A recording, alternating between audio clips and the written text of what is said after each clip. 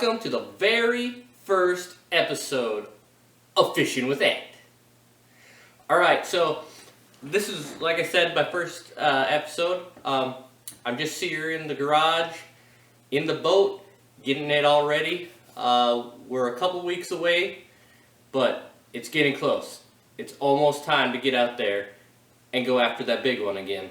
Even if we don't catch the big one, we're going to catch something. So, what I've been doing is re-spooling all of my reels, getting them all set up. So what I like to do, we'll just give you a little tip here. Personally, what I like to do at this time of year is I'll go through the boat, pull out all the rods and reels, and I will re-spool them with suffix. This, in my opinion, is the best line out there. I have never found a line that has less break-offs or less tangles in it than this line. By far the best line on the market. And what I like to use, I will rig up some poles with 8-pound mono.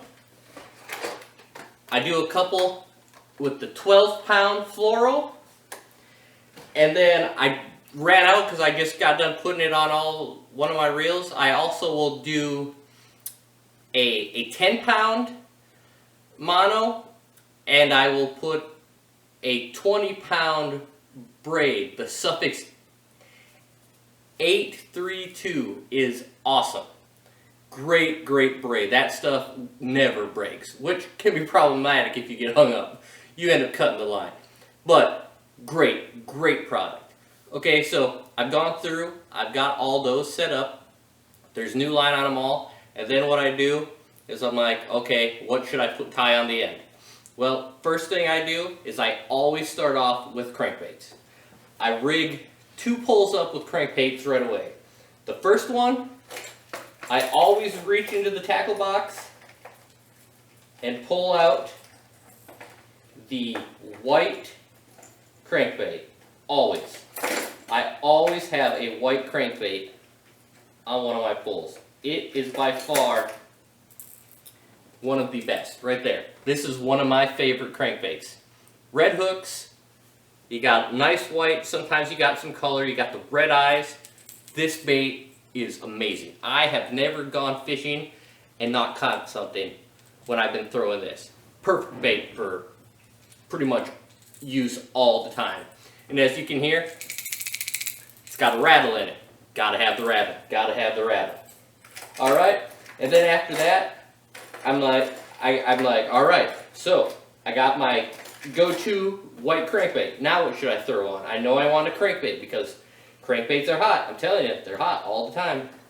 So what I do next is I think about where I'm gonna fish. Well, I'm up here in the north. A lot of the lakes I fish have a large population of perch. Well, you got to match the hatch. That's how you catch them. You match the hatch. So what do I pull out? Boom!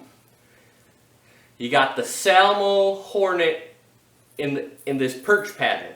Another great bait. This thing will catch them. Now, obviously, if you're bass fishing and you throw this, there is a chance you're going to catch some northerns because, again, this is the north. There are northerns in our lake. You will probably catch a northern when you're out bass fishing. But that's okay. It's still fishing, right? Hey, as long as you're catching something, it's a good day. Sometimes that's problematic if you're in a tournament for bass and you catch northerns all day long. Well, then you're just going to have to find a lure that's going to work better for just the bass to where you're not getting all the northerns so you can make sure to get in the money. So, perch color. Works great up here. Sunfish color, shad color. It's kind of, the white is kind of that shad. You can go with the silver. Any of those are great choices. So, now that I got the crankbaits on, now what do I go to? Well, I'm like, alright, well, I'm going to use the crankbaits. That's my first lure, but I need another search bait. I like to cover a lot of water to find where the fish are. Next thing I throw on is probably my go-to lure for all species of bigger game fish. Right there. throw on the green, yellow, and orange spinner bait. You got your Colorado blade, you got your willow blade. The mixture of those two blades makes this thing dynamite. I got a secret with this, but we're going to save that for an episode when we're actually out fishing. There's something I do to this to make it even better. And I promise, when we're throwing this with my little modification later on, you're going to see how many fish I catch on it. It gets crazy.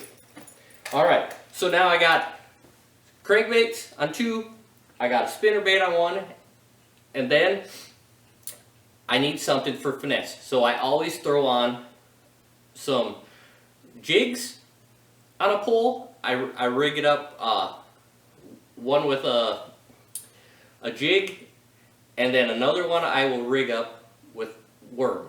I always use plastic worm. I always use plastic worm.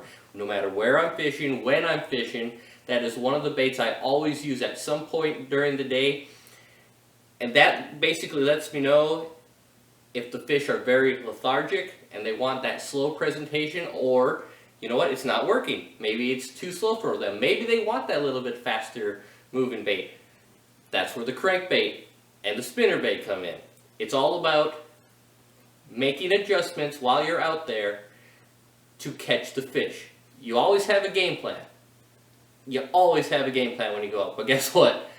9 times out of 10, that game plan, it only somewhat works. You have to make adjustments.